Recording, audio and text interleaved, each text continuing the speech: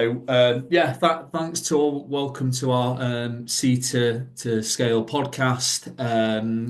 Everyone, this is Tor, who's the CEO and founder of Spirii. How's your day, Tor? You okay? I'm super. It's a beautiful winter day, so Lovely. energized and motivated.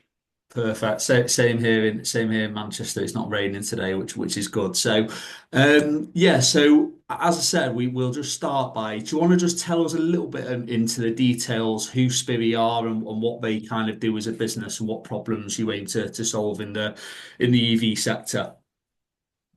I would be glad to do.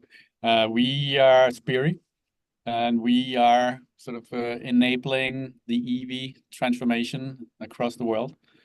We have been doing that for not that many years, but in the times of EV transformation, we've been here for a while. We've been here for 5 years, and we are enabling all the sort of different players out there who want to do a EV business for their own business structure, meaning that we can supply an end-to-end solution for them to apply as sort of month's notice if they want to, supplying their customers with EV solutions, meaning that if you were a partner in Spain or a partner in Greece or in Norway or even in Mexico, and you were looking for a solution for your customers within EV, we could be the partner of choice for them, bringing both chargers and installations and sort of the operative systems for those chargers, the software play of that, bringing business cases and user experience at high end to their end consumers. So basically, all of the things you need if you want to build your own EV solution. And Perfect. we have been doing that for a long time, and we are now sort of traversing 20 different markets around the globe with partners which we serve and serve sort of the whole electrification of where we're going on a global level. Yeah. So international scale now, you're into 20 different markets. In terms of like headcount, how many across the business currently? Currently, we are just hitting 150 people, Yeah. meaning that we are software driven. So we can, that's also how we chose to scale. So it's quite easy to scale the software across the world. So for that, we have a lot of people drinking Coca-Cola Zero and stuff and building codes and software. Yeah. And you are able to apply across the world on the same sort of standards, which is good. And then, of Yeah. course, we have salespeople around our different markets to facilitate our partners in what they are sort of procuring and what we are supplying them with. So 150, and that came out of only two people in the beginning. So Yeah. that's, of course, we are not the largest company in the world, but we are one of the dominant players within e-mobility. Yeah. But bringing that out of a quite kind of condensed universe of employees, which are working day and night to grow this business even further. Yeah. No, very interesting space, obviously, something that's yeah, prominent in the industry currently. So, and you're headquartered in Copenhagen, and the vast majority of the staff are based in and around Copenhagen, is that correct? Yeah, we were born in Copenhagen in a little sort of apartment-like office, Yeah. and we were two Danes who founded it. But today we are 24 different nationalities. Lovely. So we are also international in our employee staff. The majority of the people are still engaged within our Copenhagen office, but we have offices around our different markets.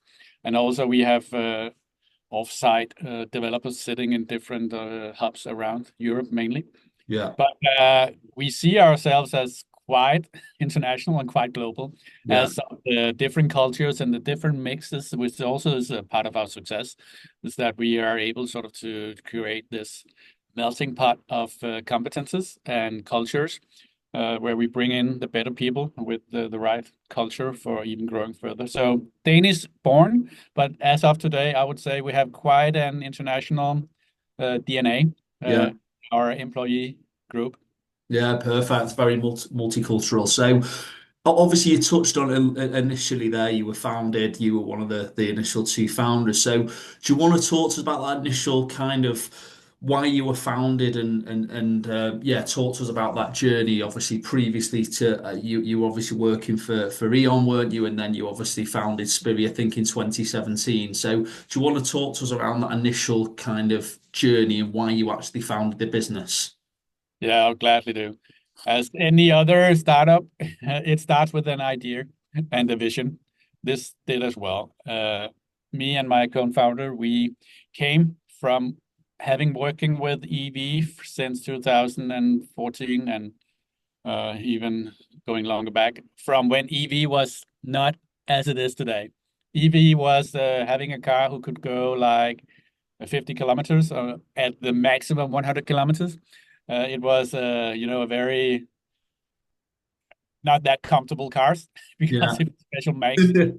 But at that point of time, there was a trend going on towards sustainable mobility who already begun, meaning that we saw that there would be a mega trend coming on already in the beginning of the 2010s, which will come across the whole globe. And of course, will come in different phases, but growing in special markets where they needed sort of that solution now. And we did that for Eon, which is a utility-based company who wanted to build EV, and we did build EV within Eon for a while. While doing that, we said, okay, this is gonna grow immensely, and maybe we should do it in a different setup where it was liberated from a corporate structure, which sometimes is better for growing startups. So we did have some cooking sessions on how could we do this in a Yeah. different setup where liberating from constraints, which is needed to grow fast. And it was actually in 2018, we sat down and decided to build something from scratch. So we quitted our jobs with a firm salary and steady income Yeah. and said, okay, we want to start a new thing. So in 2019, we sat down. We sat down with an idea and a blackboard, and we started creating a business case of what could be the future of EV in the market. We saw liberating sort of transition, but also liberating EV drivers to have a market which was more similar to what we see in the telco industry, where you can take your phone wherever you want and still be sort of online and Yeah. still call your mom and dad, whether you are at one of the other place. EV was not at that place at that time. There was no infrastructure. There was a limited amount of cars around, but we saw that coming on with a huge speed, and we really believed in it. So we created a vision in 2019 to set up a scaling platform for not only bringing that solution ourselves, we're bringing it to someone who could facilitate their customer base or their ambition to bring that, because that would be much quicker than doing it on our own. Yeah. So we did build an agile and scalable software solution. And we started out in 2019 with 4 plastic chairs and a rental agreement for a small office. And then we started looking for the right people to onboard. And the right people were in the beginning 8 persons with the sort of profound knowledge within the industry. Because as we'll come back to later, you can have a great idea, you can have all the ambitions in the world, but there's certain things which need to be in place to be able to succeed. So Yeah. we sat down there with 4 plastic chairs, and we did take a table from the street, which were to be recycled, and put it in there. And that was our start. And fast forward to sort of scaling a business to where we are now in 20 markets with all the largest companies, whether it's logistics or energy utilities or oil and gas companies, who now use our system to scale their business. Of course, their success is our success in these 20 markets. It has been a growth of rapid sort of Yeah. scaling, a lot of obstacles and a lot of fun, but also a lot of worries. But mainly, it started with a vision, a blackboard, 4 plastic chairs from IKEA, and then just trying to figure out how to solve sustainable mobility for the future. And it's only 5 years ago. And while that has been going on, the market has transformed, I think, even quicker than we anticipated, in the sense that all of a sudden this has been something which everybody now knows is coming. Maybe some years, some months is slowing down a bit, but then it accelerates. But there's only one trajectory, and that is going towards full transformation of mobility to sustainable solutions. And one of the very key solutions here is electric cars and electric buses, electric vans and trucks and all of that. Yeah, yeah, perfect. So you touched on the four plastic chairs and kind of the idea, and you maybe think you didn't anticipate it growing as quickly as it has. Do you feel like that's down to obviously the great work of the business, but also the external factors has played a part? Did you anticipate the speed of growth externally, I suppose? I think sitting down to plan for the future, Yeah, it's when we have a steady factory producing nails or hammers, you have a quite certain trajectory of what yeah, the demand is. Predicting a demand within e-mobility, which was a market to come, and predicting that within different sub-segments, whether it was the Nordics, UK, the Central Europe, Southern Europe, even Latin America or US, is hard, right? And yeah, we did make some plans for the future on growing, which we at that point of time said, okay, if this is going to happen, it's going to be fantastic. yeah, Then we sort of the real world outperformed, and it's not because we outperformed ourselves; it's sort of the market who outperformed, right? It yeah, is how sort of the growth of people want to invest in EV infrastructure, how people want the OEMs want to sort of redirect the production of EVs into actually fueling the market with cars or vans or buses. Also, the sort of the user expectations on what is a charger's how is that going to behave, or what kind of business can I expect out of that? What kind of user experience? All of that outperformed even our expectations. yeah, And so in that way, everybody in the market outperformed because as it is with the ketchup bottle theory, once it's out there, you'll never get it back in, yeah, and it just flows, right? And that has happened in different phases with the very same profile in every market. So Norway and Scandinavia sort of was the first movers in this, and we were lucky to be born in that region where we yeah, can be on our home market, this market.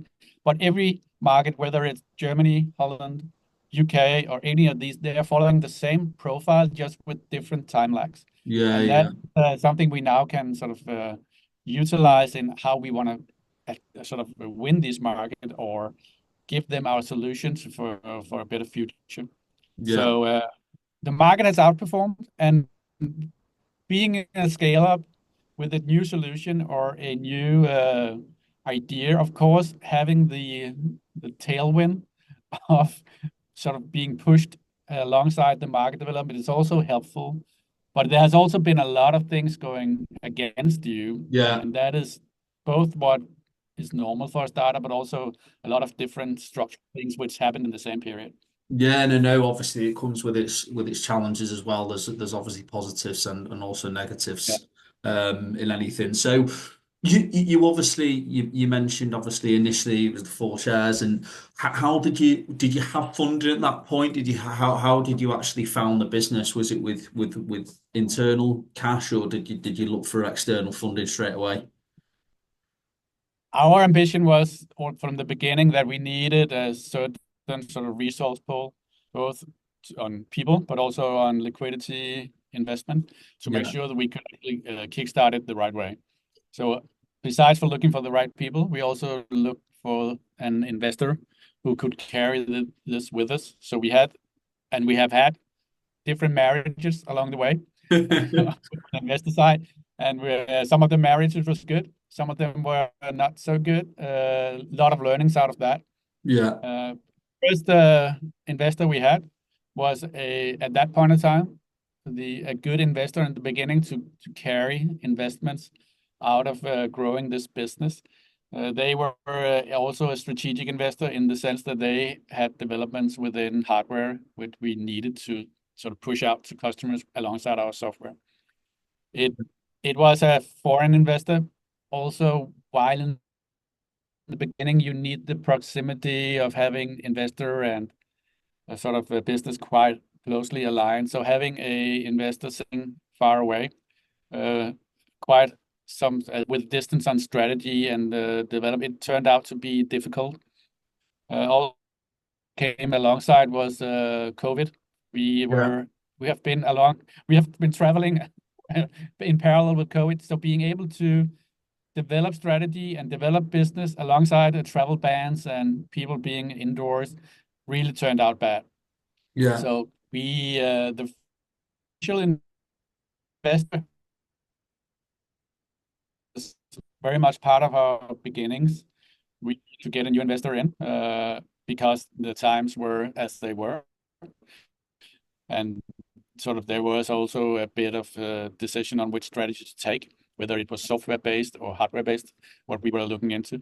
So after a year, already after a year, we changed investor to get a better focus or more aligned focus. But of course, in the beginning, getting the right money to kickstart a business is important. And we had sort of secured that as part of the 4 plastic chairs Yeah.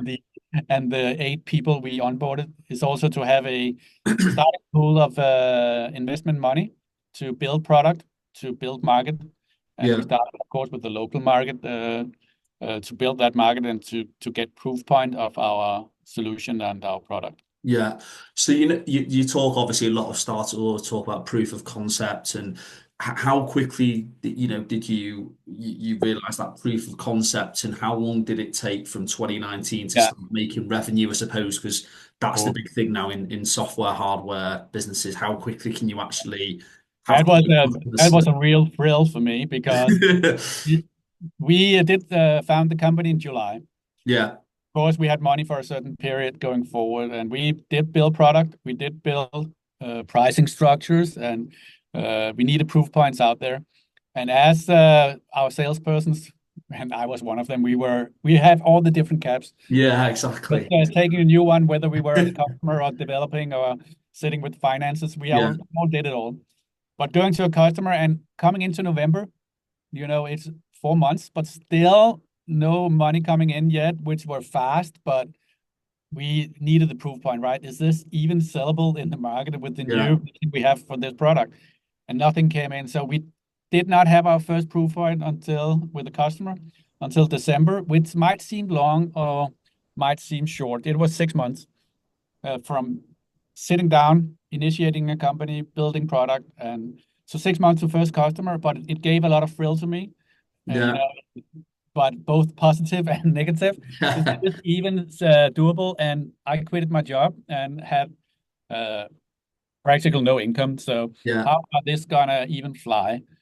But as with any other thing, when you get the first thing and you prove it with the right customer base, it's easier to sell second time, right? So Yeah. it's out there, you can see it works. And from there, from first customer and first installation and first users using our platform, whether it's the software for monitoring the chargers or the software for our app to end consumers, it seems that it actually works. So it was a big celebration going over Christmas that Yeah. year. But it took 6 months, and it was with a lot of worrying that is this even gonna fly? Yeah. Yeah. That is something everybody doing scale up or startup knows. Uh, from idea to first proof point, proof of concept, that is a very thrilling journey. Yeah. Is it even gonna Sleepless fly? nights. Yeah. Yeah, and that initial runway period, you obviously mentioned it was 6 months to get your first customer. Like, what was the runway? Was that within? Did you plan that, or did you plan to get customers earlier? What was kind of in the In forecasting? my and in our optimistic plan, we anticipated 3 months. Okay. It took a little more, and I think our idea of both building product while also selling at the same time were a bit too optimistic. Yeah. Because going out to a customer, they would like to see the product in a demo. So it's not just bringing PowerPoint slides and saying, well, this is what we're going to bring. Yeah. There was a delay in when we were according to plan. Yeah. But out of that, it was like the The upward stick trajectory. all of a sudden. Then Yeah. it came on faster afterwards because Okay. it was there. But these early months was a delayment compared to plan, and also we had a higher cash burn. which is also how much fuel/electricity is on your battery Yeah. for driving your business, and it was thrilling times. Yeah, I can imagine some sleepless nights in there when your Yeah. cash is going quicker than you anticipated, but also your customers aren't coming as quickly. But is there anything at that point? I know it's 5 years ago. Is there anything you maybe wish you would have done in that first 6 months? Is there anything you maybe wish you would have done differently in that time? Obviously, we succeeded quite well, but Yeah, looking backwards, it's always much easier to say, yeah, okay, this thing we did at that point in time was kind of crazy. But what we did not do at that point in time, why did we even think of not acting on it? And just to elaborate on the journey we took, going from one market to 20 international markets, going from 2 people to 150 people. yeah, During this period, we were almost dying 3 times, meaning yeah, running out of electricity on our batteries, meaning we didn't have any money. yeah, So there was stages on our journey where I think we took it a little too long before finding a solution of sort of not having to close business yeah, because we were just busy doing business or yeah, busy doing sales or busy doing something else. Also, during this period, we grew our childhood of Spirit while 3 lockdowns of COVID happened. yeah, And not being able to drive to a customer and talk to because they were closed, yeah, yeah, and not being able to go there proving our product because you are not able to visit them because of whatever was of restrictions in their company or in the country sort of yeah, side. So COVID was there. Then there was a financial economic crisis going on because of the Ukrainian situation, Russian-Ukrainian yeah, situation. All of a sudden, there was no sort of energy going into Europe, and we had a high inflation and going into a financial crisis, yeah, meaning that people didn't were very sort of uncertain of future, meaning that going into new businesses was something that put a little less down the sort of decision structure of where they want to go. So all of that turned into something that we needed to address while we were driving and building our company, which yeah, were not making it easier. Of course, we could not influence that, but it was something that I think only made us stronger. So while that, we said, okay, how can we then go to a customer if we cannot sort of go to them physically, how can we better do demos? If prices and uncertainty in the market is going up because of whatever financial crisis is there, how can we do a business model which takes that sort of risk of the future out of our offering to them? yeah, So we actually tried to use the crisis which were sort of incorporated in the market from external point of view into our product. yeah, Then looking back, we should have done a lot of things differently. And it's from small things, which is, and our first rental agreement, we did a 5-year agreement. yeah, Uh, that and for our headquarters, we could be 15 people in there. So, yeah, little so of things like course, that. Yeah, planning a little more on cost to be able to scale. Uh, that's one thing. The thing about having a financial backup for a longer period than always being sort of a little behind schedule on when do we need the next batch of money. yeah, Because what also sort of not surprised us, but was a little out of plan, is the spend of money. yeah, Because as we grow, I think we grow much faster into new markets, which needed more cash. yeah, Also, going to new markets, we needed more people than anticipated. yeah, With the success came a higher need of investment money. yeah, And I would say for me, that was my responsibility as a CEO, but I was always a little trailing on getting these things right because it was a trade-off between selling more, building more product, building internal governance and structures, which always came as the yeah, last resort because we were external focused, and then bringing in new investors. yeah, We have many different investors during the way, but making sure it was the right investor at the right time with the right ambition for Spirii, yeah, because this is like any marriage. when you marry someone, you should make sure that you have the same vision for the future. You Yeah. have ambitions, almost, and also that you carry somehow a similar DNA. Yeah. Because matching different DNAs in a scale-up startup where everything needs to go fast and agile, if you don't carry that, it will be trouble day one. Yeah. So a lot of things we should have done differently, mainly planning a little more ahead. Yeah. Yeah. But it was Yeah. very much day to day, as Yeah. anything, and It, firefighting. Yeah, it's hard. It's hard to kind of sometimes you almost need to take a step back, don't you, and think, right, where are we? What do we need? But you're so focused on the day-to-day operations, so it is difficult. That's the nature of a startup. So, and how many along that journey? How many kind of different kind of fundraising rounds did you go through? Were they kind of like were they in the traditional model, seed, Series A, or was it more when you kind of needed cash? Well, how did that? We tried to look for money with two sort of purposes.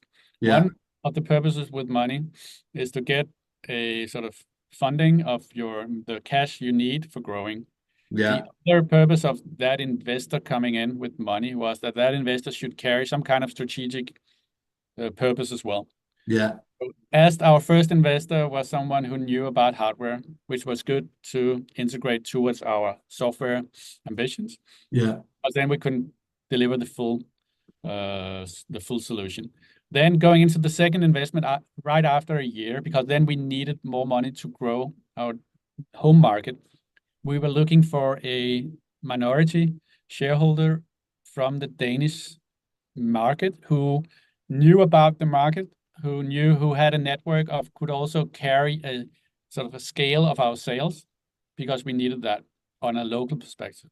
Yeah. So we got a sort of a local utility in, which were not never to be a majority owner, but only to fuel our Danish market. And that came in just very late as we were just running out of money. So it was too late, but they Yeah. came and of course, the price of that money is also dependent on how much do you need it. Yeah. Of course, the more you drag it and you sort of expose, you need the money, the stronger hand the opposite side have. Yeah. But Yeah. they came in with the right strategic approach, and we got the money for going on. That's the first round, and it was not a real round, but it was out.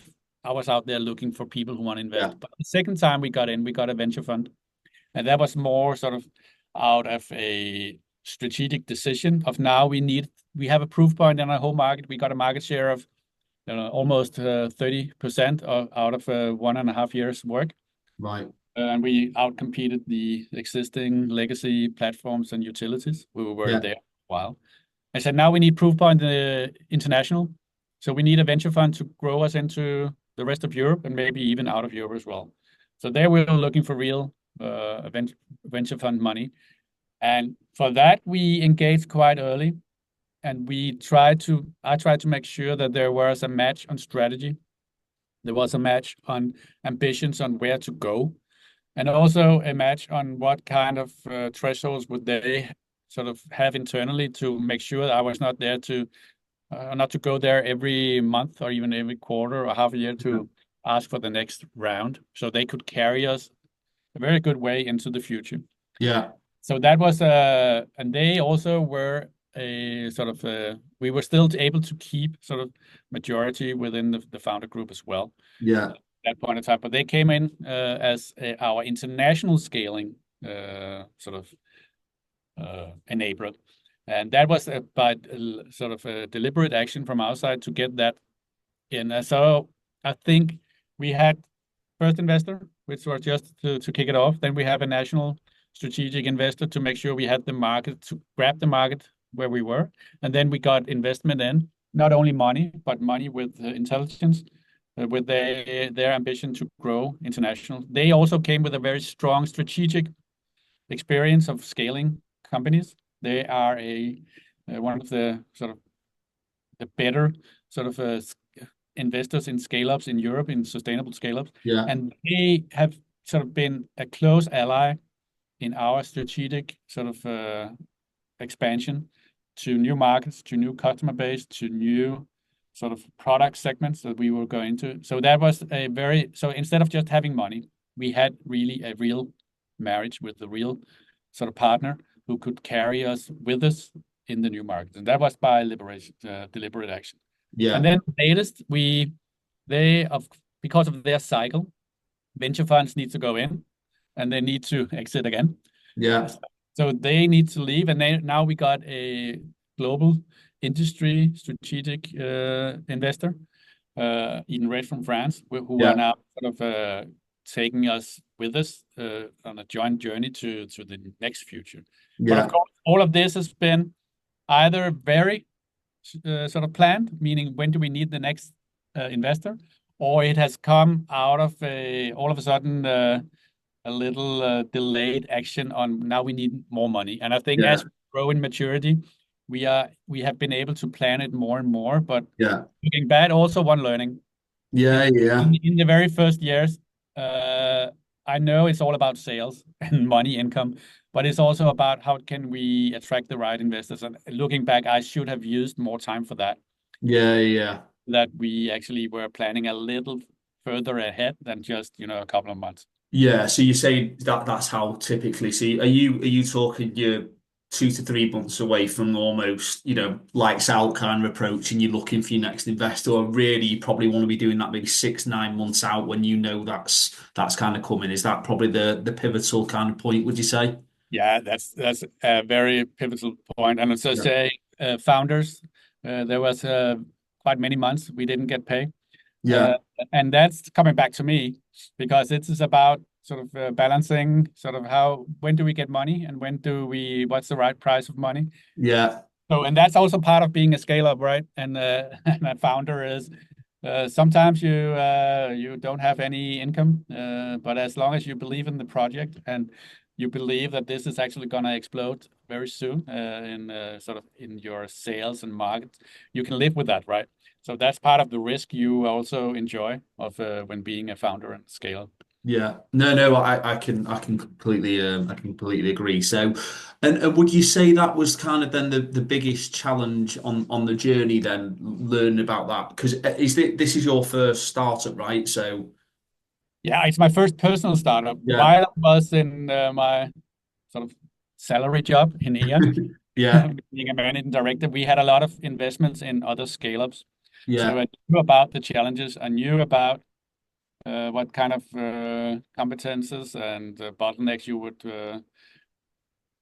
sort of meet. But yeah, it was always from the investor side. So it was more like now it's on me.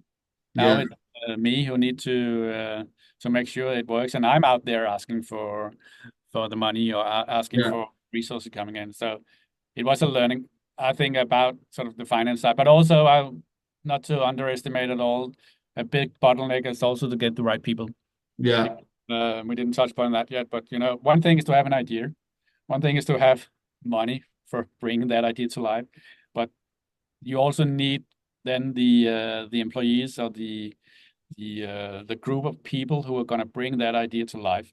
yeah, That has been a continuous sort of struggle or effort to make sure we get the right people in with the right sort of motivation, the right proactivity, the right sort of urge to firefight and to solve problems, and also to do a governance structure where they can do it in a structured way without having to go back to me or to someone else. So we need the right people who are able to take the right decisions and to do it on the fly.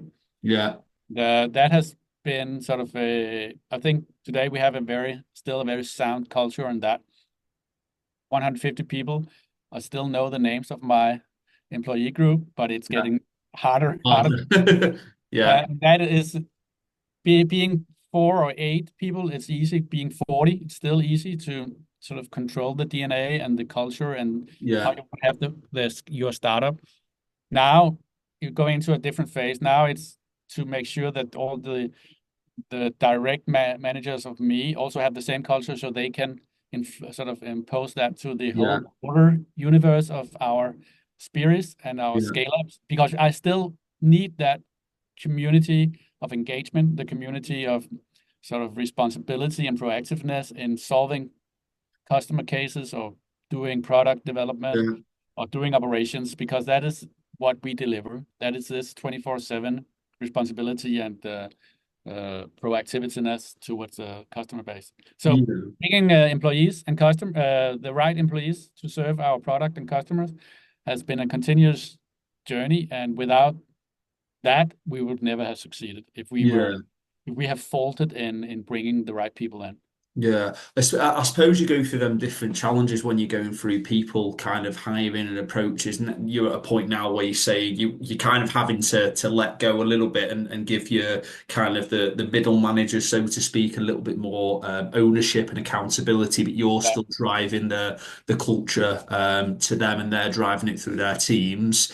And how important was getting them early hires correct, like in I suppose them initial people? Was that all around finding people who could add value straight away into things that you didn't have experience in, maybe?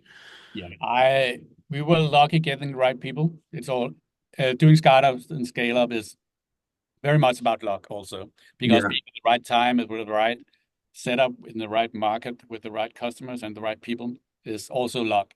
But of course, luck is being something you can try to get by yeah, doing the right things. And we got the right people, and we tried to get people who were experienced in the market, who had a big network where they actually could sort of enhance our universe. Also, people who could hit the ground running, meaning they could even sort of from day one sort of uh, drag our business up to even larger speed. So yeah, that was a very, very important part of what we did. And of course, we were all, as I said in the beginning, having different caps because we all needed to address a lot of different issues, and we were all in founder mode. And yeah, founder mode is that you do whatever. I was in carrying in our sort of basement, carrying our stock of chargers around as well. And yeah, look, okay, I had time for doing that, but it was needed, right? Nobody else was doing it. So we did a lot of things, and still think that out of our 150 people, we are still very much in founder mode, all of us. Meaning, yeah, it's not if we see a problem, we don't leave it. We yeah, yeah, try to yeah, fix it.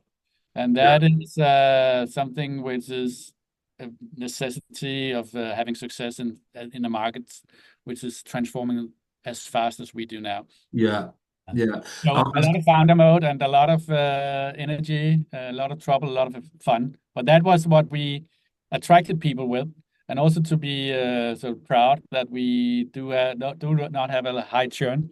People yeah, actually like we also that's also part of the right people attraction that they like being here, right? They like to do what they did, and also as a success factor that we did find the right people because it's very different from working in a corporate 100,000 employee structure yeah, where you have to take your own responsibility and just focus on that. So at the moment, a showcase of success is that we have managed to retain these people yeah. uh, on the sort of in the whole growth journey we took until now. Yeah, I think like you said, when you're in that initial phase, everyone's got to muck in. It doesn't matter if that's not your role. We might have this customer, we could lose this customer, we Yeah. don't solve this problem. So all jump on that, and having people who are willing to just adapt and get on with that. And that's obviously the difference between, like you said, a corporate structure. This is my and kind of that tunnel vision on your own role, whereas everyone when they join a startup, you're thinking of the business, because without that, there would be no business ultimately, would there? No, and as any other startup, I don't know any other, but many startups, we were super opportunity driven in the beginning. So we were, if there was a prey out there or a customer, we were going for it, right? We in the beginning everybody was going to solve a problem or to get business, and we are still in that journey. But of course, now we need to do it more and more structured because being in 20 different markets with only 150 people, we still need to make sure we attract the right customer with the right ambitions, with Yeah, the right internal sort of agility to grow market. Because if you engage with the wrong partner or customer out there, you could sort of defocus your business and sort of direct too much resources to that customer, and they never bring any business. So for us, it's super important still to make sure we have sort of also the right people knowing about customers, knowing about market, and also being opportunity driven, but now doing it a little more structured so that we attract the right customers. Because that's also a learning for myself, that you can actually, in your eagerness to do business, you can actually partner up with a large account. You think it's a large account, but it never develops into sort of a broad sort of Yeah. portfolio of business. And then you have missed out on a lot of other customers. Yeah. So Yeah. prioritization, while you are a scale up, really do a strategy on which customers is the ones you want to win and which customers is the one you don't want to win. Yeah. That was we have been out in the market for 1.5, 2 years, in the market for up to 2 years. We were super opportunity driven, but when we had the venture fund in with the new strategy, we also got much better at saying we want to be in this market. We want to be with this customer. Yeah. Say thank you, no, to this kind of customer, because they will be a good logo, but they will never bring any real business to our Yeah. portfolio. Yeah. That was also a super learning looking back. There is a tipping point in your startup scale up where you need to be super dedicated towards your product and your customer sort of Yeah. characteristics. Uh, Yeah. so Because you only have so much capacity, right? So yeah, what you're kind of saying is ultimately, you got good at saying maybe no to customers where you didn't think they were the right customer, because then you could prioritize your current customers, but also the ones that you actually wanted to gain, or the markets you wanted to go into. yeah, I fully agree. Yeah.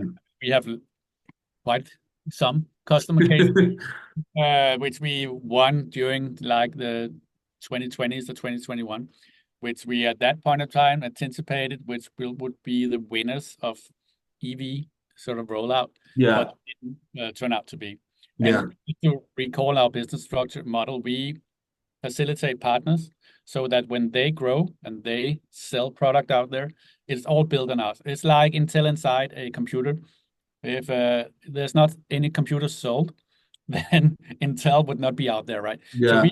we should choose the right computers, meaning the right utilities or infrastructure builders who build infrastructure, that they have chosen us for their intelligence on the software play and their charger play when they build. And if we chose wrong, we would have a lot of integrations to that partner who had defocused us because it never turned out to being real business. So it Yeah. was super important in our strategy to choose right when we were out there mating with the right people Yeah. engaging in a future partnership. Perfect. No, really good. So you obviously touched on your last kind of event, financial event with EdenRed. I think it's public knowledge, isn't it? So do you when you start in 2019, keep refer back because I can always picture that image in my head: four IKEA chairs, a desk from outside that you got from the street. Do you plan like an exit kind of strategy? Is it something that you kind of plan, and do you put that into your forecast? Uh, for the first maybe 12, 18 months, we didn't. Yeah. As it grew, because at that point in time, we were still okay. We still need to prove. Yeah. Can we even fly with this machine or can we not? Yeah. As it turned out, this could actually fly. We had a valid and agile product who could even go international. Yeah. At that point of time, we always had an exit strategy. Yeah. But there was both because we had investors in who we knew were there for a more limited time. They were scaling businesses and then they had to leave. Yeah. Also because we knew that this market, as this will be a massive market, there's three ways going into the future. Either you will die, or you will be the dominant single, one of the three dominant players in the world, or one of the very large players out there will seek you as a partner and buy you. So Yeah. it was one of three possible outcomes that there would be an exit if we were not sort of dead before, or if we were not sort of fueled with a lot of money, so we could take over the whole world our own, then it would be exit. So we had an exit strategy, and I think that is also something which is something everybody needs to look into, that Yeah. they need an exit strategy, meaning they need to have some kind of idea of how are they gonna keep growing or keep winning market? Yeah. And exit for me was not to exit market. It was not for me to exit this as a founder. It was how can we build future even better? Yeah. How taking in when we had EdenRed sort of buying a huge part of our shares. We still in founders, by the Yeah. way. And it was a way of growing even further. So when we knew this that we need some kind of reinventing of how we're going to grow even faster, we were looking into okay, the venture funds they might want to leave now because they will dedicate their money to a new early stage startup. Yeah. We need investor. What kind of exit do we need? Is it for what kind of purpose? Is it for what kind of strategic partnership? What amount of money should we then also include? Not only the sort of money being paid between the different shareholders in the exit, but as much how much fuel do we then take in to build company even further? So exit for us means next phase. Yeah. And next phase has been to engage. In this case, we chose EdenRed, who are in 40 different international countries with representatives. They have 60 million EV, 60 million drivers who are going to turn into EV. Yeah. They are number one in fleets in Mexico, Brazil, number three in fleets in Europe. And these fleets are our new customers. So we also did a marriage or an exit to a strategic alliance partner who could accelerate our future even faster. Yeah. So that's the purpose of it. But since the last 2-3 years, we had an exit strategy along the way because that is part of having a growth strategy. An exit strategy is really also a growth strategy for the future. Yeah. You should see it that way if you are a scale up or a startup. Of course, nobody wants to have a company where you just exit because then what is exit? That is just a dead end, right? But an exit strategy should be a growth strategy for the future where Yeah. you both see your current company, but also your strategic investor or buyer. How are they going to build future even better? Yeah. And do you treat them funding rounds as like I suppose you're interviewing them partners along that journey. Is that like you don't hear that from usually we want an investor because they can invest, but you're actually treating that like almost not an employee, but somebody that you want on that strategic partnership long term, aren't you? That's how it's sounding since the outset, making sure you got the right investors who can add value at the point that you're at. Yeah, I think the worst case scenario is to get bad money. And Yeah. bad money is not like just like 10 million euros, it's 10 million euros. But if it's the wrong people or investor investing this 10 million with the wrong purpose of doing it, then it could kill your ambition. It could kill your purpose. Yeah. And also make sure that this investment is this to something which should only fuel you short-sighted to grow value in 6 months or 12 months, or is it really something who's going to grow value on a long term? Because that is super important from a business perspective. So for us, money is like a commercial partnership or a strategic partnership who are going to fuel your future. And if you are not sort of comfortable with the investor you get because you're not sure you have aligned interest, then you should definitely look for some other kind of money, which is not bad money, because really a bad investment, it could be a killer for business. Yeah, I think you've got to make sure your values align and the vision is kind of aligned. Obviously, there's going to be difference of opinions along the way, but if you're all steering towards the same goal, I think that's super important, isn't it? I fully agree. Yeah. And it has Um, been crucial for our success. It yeah. has been of course, having an idea which is sort of in the right timing and in the Yeah. right market, market with the right market insights, but also having the right people on board, having the right money on board, the right timing, and then of course getting the right customers at the right time. Uh, Make sure you get the right customers which you need right now, and not a customer which you will only will harvest synergies out of in 3 years because that might be too late. Yeah. Uh, that's a very sort of important learning from our journey as well. Yeah, yeah. I imagine you have lots of learning journeys on a Yeah. 5 year scale like you've done. So, in terms of the plans now, like post the strategic alliance with EdenRed, like what does that look like? Is that expansion into global more than 20 markets? I don't imagine. Yeah, we are, of course, looking into scaling our core markets, which is Europe. Yeah, We expect we open. I think we found out we opened a new market during the last years with every second month.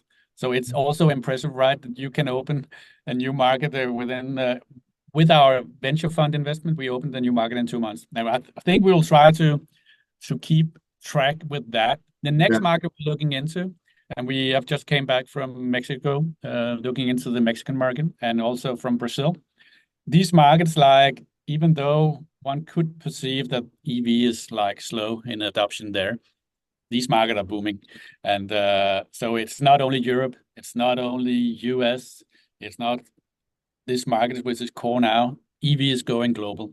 And yeah, EV is going global because all sort of OEM producers, like producing cars, are now going EV. So in not a very far distant time, EVs will be the one vehicle you can drive. And yeah, maybe new technology will come in 10 years or in 20 years, but for the next long-term period, EV is the one. Only also market for buses and trucks is going EV. So the demand for this is global, and we are there with EdenRed, to carry these markets as well. So that's why we travel to Mexico to open market. That's why we travel to Brazil to open market. And it's as fun as ever. Opening a new market is always fun. It is, of course, troublesome, but we have the experience now for opening a lot of markets, so we know what to look for. We know what's important, what not to try to do in open new market. yeah, Uh, but this is the future with EdenRed and Spirii and our joint venture.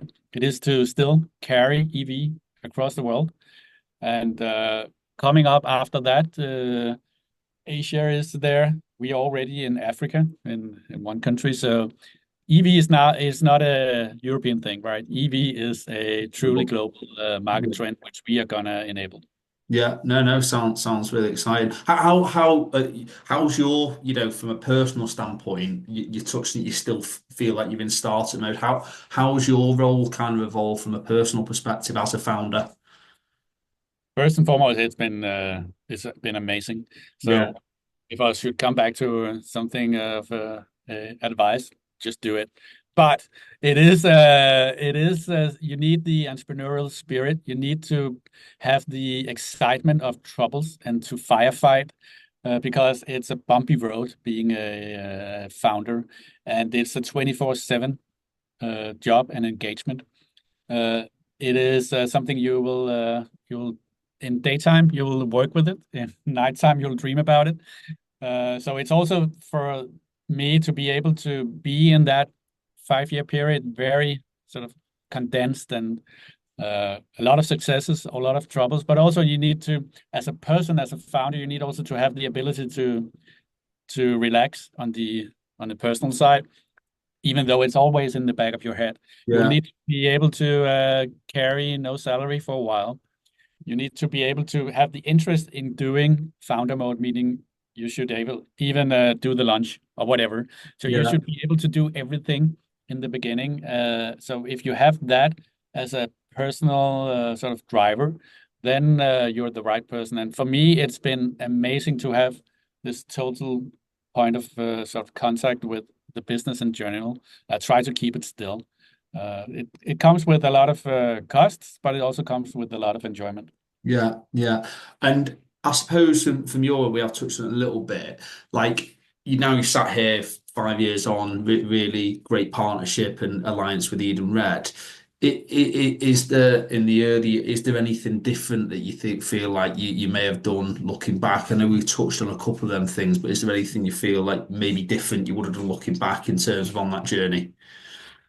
I think if I could travel back to that point of time and talk to myself, I would have first, in the initial phase of starting, I would not have doubted that I should do it. And I had doubts because I was in a steady job, being a managing director of a steady business, and this was also good.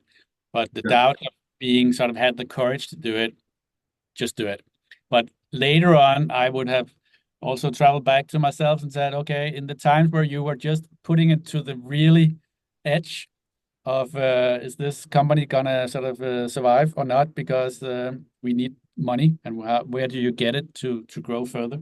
I think I should have been a little more prepared.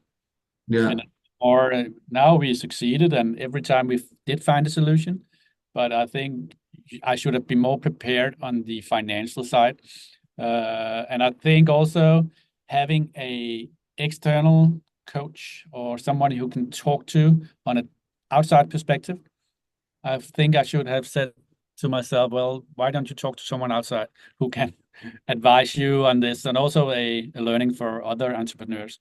Yeah. But do not reveal your deepest secret of business, but do have someone from outside giving perspective on what to do. Yeah. I try to do that now, just with others, also to give them input of what is around the corner, what is coming Yeah. next, and you seem to be right in the center of the storm, solving problems and do things right now, and try to have a little more foresight in what's coming up. Yeah. That's a good learning from me as well. Yeah.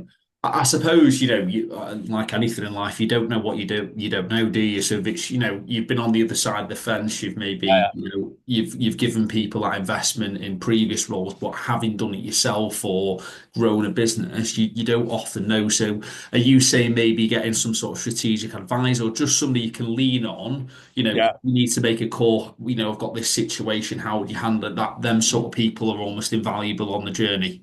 yeah. I think that's a very important thing if you are open enough to do those kind of talks with someone you rely on.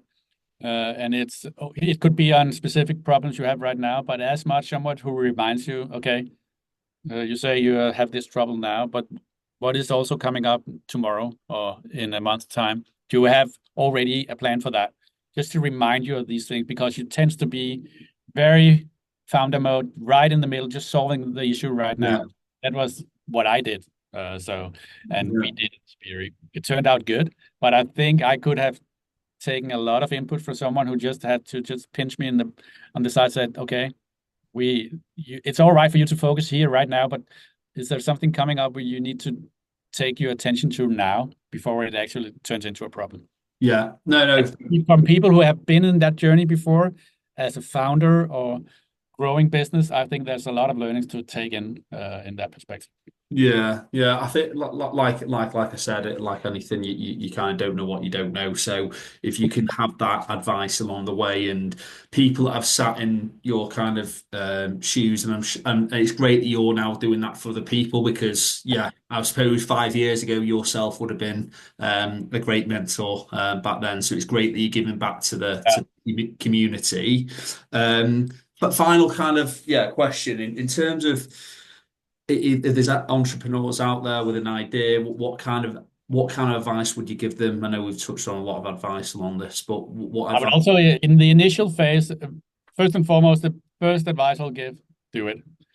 Then, besides that, of course, there are lots of things within the do it, which is important, because having the courage to do it and to take the chance, it might be you fail, but then you get a learning, and then next time you might even succeed better. So it's not certain that you will succeed first time, but I would say the outcome of trying, the outcome of failing or succeeding is actually something that builds on your own competence and profile, but also on your own sort of happiness. So that's one thing. But being able to succeed, and advice is to build the right team. Uh, Whether you are a single founder or you are numerous founders in the same group, make sure that that the people you engage with can do something different than you can. I commercially based. My co-founder is very technical. Yeah, The we engage with had very specific sort of competences. So we did build a team who were able to cover what we thought initially was what we needed and to get the right people there. So build your team with the vision you have. And I would not advise that many to do it on their own. I'd say my experiences, and that's also because of the I am, that building out of a team brings a lot of synergies and a lot of new thinking, and also allows you to have a better chance of success. So to bring your vision by building the team from the beginning. Yeah. That is the foundation for any success you will have. And then from there on, take in money with the right sort of phasing, build your market with the right phasing, but it's really down to team. It is the team. And when you have money coming in, they will look at your team as well. They will not only look at your idea, they will look at your team for how their team can execute on that idea. Yeah. So that is the one thing, except for trying, it is to build the right team, which Yeah. I think is the most important. And I suppose in them early days, touching man, as the last question, but I suppose you identified like what you needed. That was quite crucial in them early days. And imagine like we don't almost say what you have as a founder. I have these skills, but I don't have these. So almost yeah, identifying the skills gaps maybe between you and your founder initially was what helped you build a great team in them first 8 hires.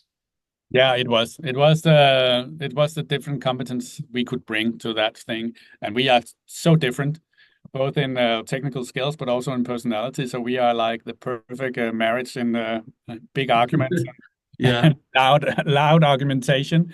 But it's actually in that space that the good things can develop, that we can see things from different perspectives.